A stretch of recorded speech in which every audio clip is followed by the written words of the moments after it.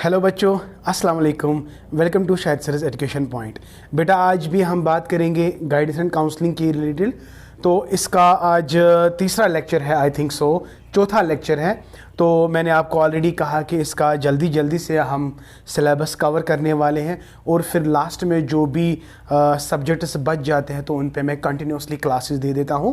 और इंशाल्लाह कल संडे है तो बी रेडी माय डियर। एक तो लाइफ स्पैन डेवलपमेंट के रिलेटेड वीडियो अपलोड होगा, लेक्चर अपलोड होगा, और हाँ माय डियर दूसरा जेनेरिक पे अपलोड होगा।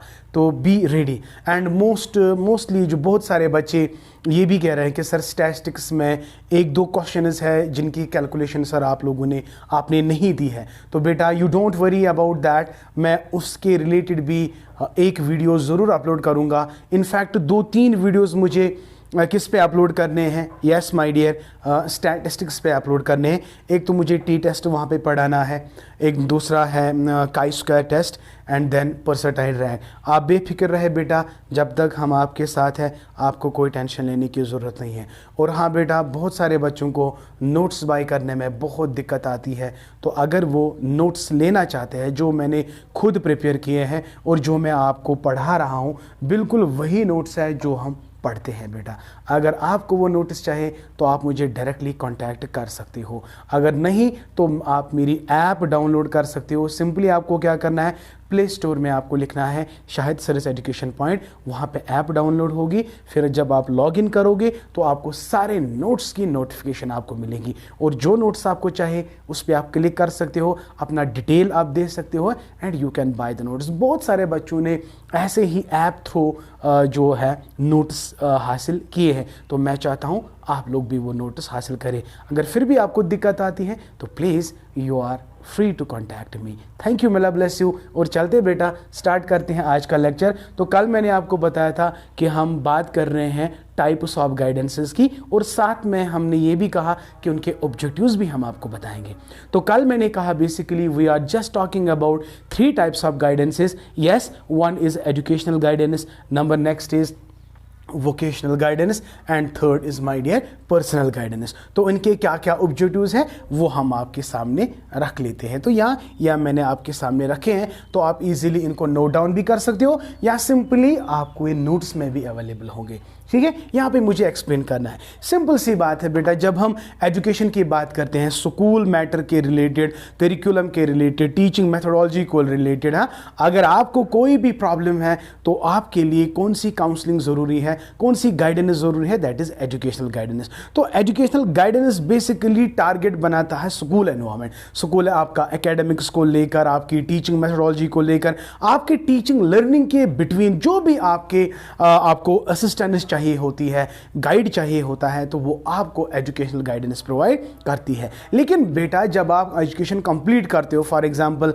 आप ग्रेजुएशन कंप्लीट करोगे, ग्रेजुएशन कंप्लीट करने के बाद आपको ये टेंशन रहता है कि भाई what type of vocation I am going to choose, right. तो आप कैरियर को लेकर बहुत ज़्यादा परेशान होते हैं। तो माय डियर, तो वोकेशन के लिए एक गाइडेंस है जिसमें हम क्या ढूंढने की कोशिश करते हैं, कैरियर अपॉर्चुनिटीज़ ढूंढने की कोशिश करते हैं। तो उसके रिलेटेड एक गाइडेंस है बेटा जिसको हम कहते हैं वोकेशनल गाइडेंस। और वोकेशनल गाइडेंस सबसे पहले फ्रैंक पार्सन ने कॉन्सेप्ट दिया था। फ्रैंक पार्सन, तो ये बेटा 1905 आई थिंक सो ये डेट है। तो ये डेट एंट्रेंस एग्जामिनेशन में आता है।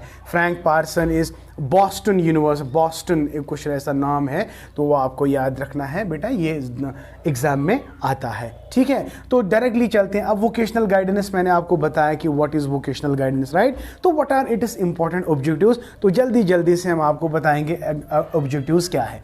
देखो वोकेशनल गाइडेंस में हम क्या करते हैं, helping people to discover his own abilities and skills to fit them into general requirement of occupation. तो बेटा ऑक्यूपेशन, जहां पे भी वर्ड ऑक्यूपेशन आएगा, कैरियर आएगा, है ना, तो ये वोकेशन ट्रेनिंग आएगा, तो आपको याद रखना है this option is related with the vocational guidance. तो वोकेशनल गाइडेंस में हमें बच्चों को मदद करनी है ताकि हम इनको डिस्कवर करें वो एबिलिटीज जो कल जाके फिट बैठेगी जब वो कोई भी वो ऑक्यूपेशन चूज करते हैं। ठीक है, तो यहां पे helping people to discover his own abilities and skills to fit them into general requirement of occupation. तो ये पहला ऑब्जेक्टिव बन जाता है, पहला एम है किसका बेटा, vocational guidance. Okay my dear, number next पे चलते हैं बेटा, helping individuals to choose right vocation according to their abilities. हालांकि यहां पे पहले हमें डिस्कवर करनी है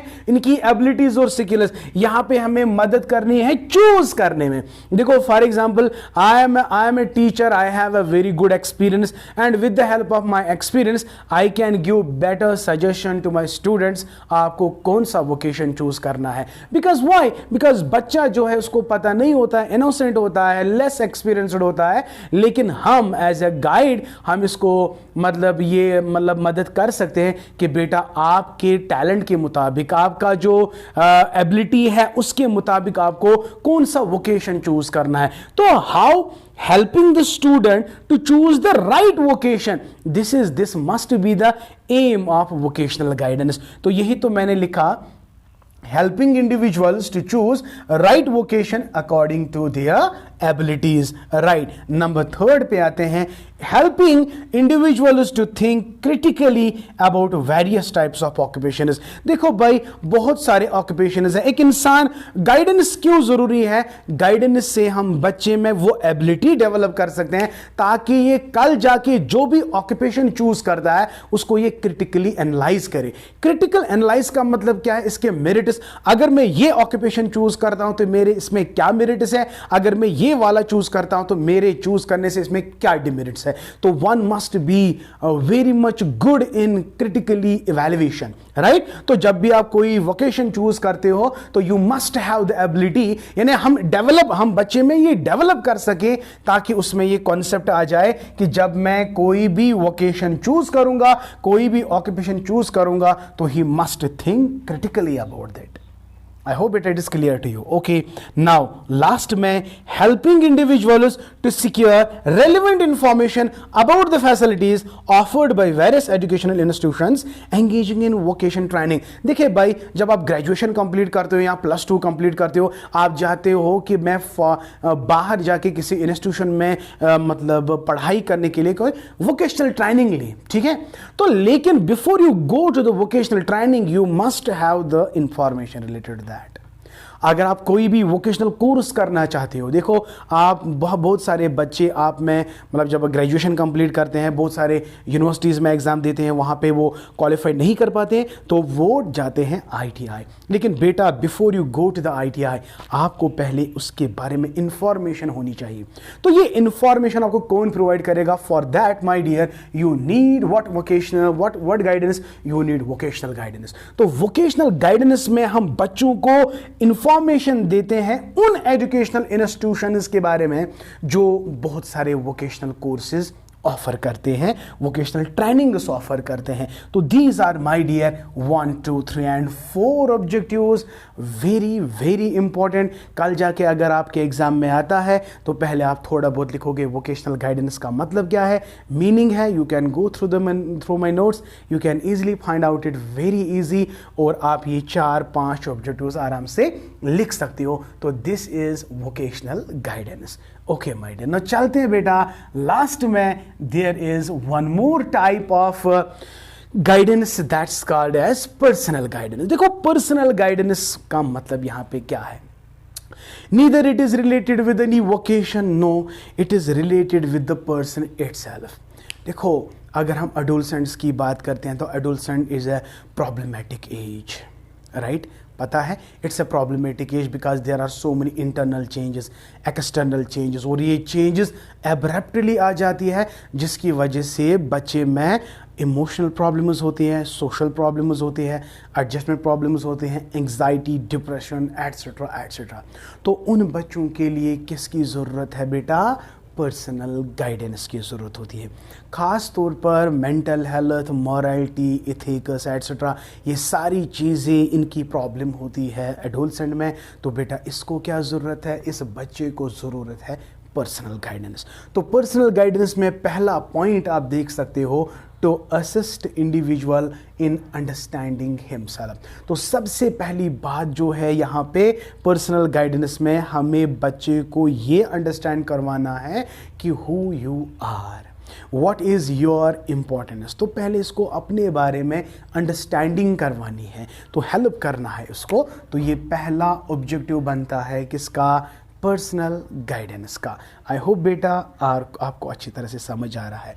number second, to help in solving personal problems. Again यार ये तो सिंपल है, ये जो और है वन पर्सनल प्रॉब्लम्स। तो whatever the problem is having to any individual, we have to help them, whether the problem is social, whether the problem is mental, whether the problem is emotional, okay जो भी problem है हमें personal problem को focus करना है, किसमें, personal guidance में। चले बेटा नेक्स्ट है to help in taking independent decisions and judgments. Right, बहुत ज़्यादा इंपॉर्टेंट है। कल जाके ये टोटली डिपेंडेंट ना बने किसी और के ऊपर, ठीक है। हमें इसको ऐसा गाइड करना है, ऐसा ट्रेन करना है, कल जाके ये खुद अपने बारे में डिसीजंस खुद लेगा और खुद जजमेंट करेगा अपने बारे में, ठीक है। इसको दूसरों पर डिपेंडेंट होने की ज़रूरत नहीं है। तो पर्सनल गाइडेंस वाकई पर्सनल गाइडेंस है अगर हम बच्चे में क्या डेवलप कर सके, ताकि वो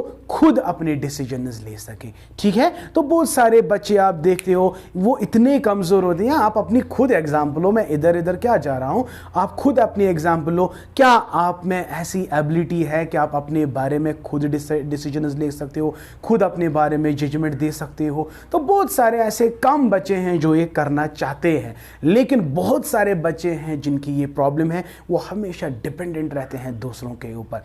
तो वो लोग जो डिपेंडेंट है दूसरों के ओर, उनको चाहिए कौन सी guidance, personal guidance, so that वो इंडिपेंडेंटली अपने डिसीजंस खुद ले, इंडिपेंडेंटली जजमेंट्स दे। तो this is one more important what we call as objective and aim of what guidance, personal guidance.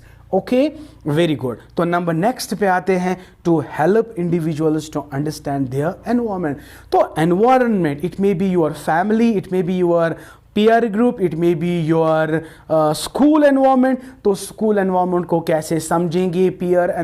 peer group means the friend circle that you have, peer environment या family environment, इसको अच्छी तरह से समझने में कौन मदद देता है? Yes my dear, it is personal guidance. Okay, now the last one you can easily see, to help individual in various adjustment dimensions. देखो adjustment के बहुत सारे dimensions है, like physical dimension is there, social dimension, personal dimension, mental dimension, moral dimension. तो बेटा personal guidance का काम है कि वो मदद करे बच्चे की एडजस्टमेंट में, चाहे वो सोशल एडजस्टमेंट हो, पर्सनल एडजस्टमेंट हो, मेंटल हो या मॉरल हो। तो these are my dear important types of the guidances along with their aims and objectives. मुझे उम्मीद है बेटा आप लोगों ने इस लेक्चर को बड़े आराम से सुना होगा और बहुत ही अच्छे तरीके से आपने इसको समझा भी होगा। अगर रियली बेटा तो प्लीज़ कमेंट सेक्शन में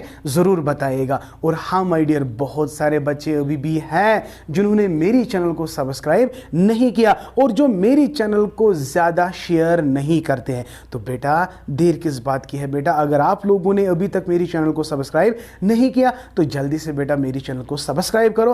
और हाँ, अगर आप शेयर नहीं कर रहे हो तो गलत कर रहे हो बेटा। एक बात का खास ख्याल रखें कि आप मेरे लिए खाली एक चीज़ कर सकते हो, वो क्या है? वो आप मेरी चैनल को ज़्यादा से ज़्यादा शेयर करो ताकि वो बहुत सारे बच्चों तक पहुँचे और उनको भी मदद मिले जिस तरह आपको मिली। Thank you, Mela bless you. और हाँ, और एक बात, वंस मोर मैडम, मैं बार बार कहता हूँ कि बेटा नोट्स आर अवेलेबल। अगर आपको चाहिए तो डिस्क्रिप्शन में मैंने लिंक दे दी है, वहां जाके आप डाउनलोड करें। और फिर भी अगर आपको प्रॉब्लम आ रही है तो you can contact your Shahid sir. Okay, thank you, Mela bless you and keep always learning.